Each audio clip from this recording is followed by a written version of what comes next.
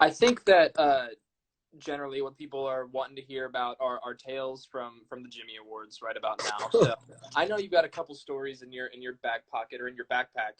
Should Oh I say? man, in my backpack. Wow. Maybe don't tell that backpack story, but No, no, not that one. Not that one. but do you have anything that you'd like to share with the audience that may be a little inside story? I did. So in the comments, some of you might have seen that we were talking about my shoes that I was wearing at the Jimmy Awards. And so that night, first of all, they were Rocco's shoes. And I had forgotten that this even happened. I thought that I had asked Rocco previously to wear them, but I guess I now remember what happened was we were backstage after the opening number and we had all of our costumes preset. And we ran off stage, and since we were the first medley after the opening number, we had like a 2-minute quick change in between when Ben was speaking and when we had to be on stage. And so I had to run backstage with all of you, and 3 of us were over to the stage left trying to get our costumes on, and I just remember the last thing being put on was my shoes. And freaking out because I couldn't find my shoes. And Rocco thankfully had that extra pair because those were what he wore for the opening number, but he didn't wear them for Gomez. So he was like, yeah, take them. And so I put those on, ran out on stage. They were 2 sizes too big, and I did the medley. And still pulled off all those sweet moves the entire time. All those sweet moves, yes.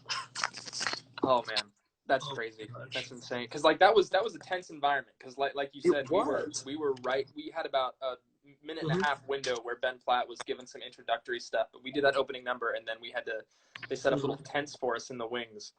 It was crazy. I was gonna say, you know exactly what happened. It was insane.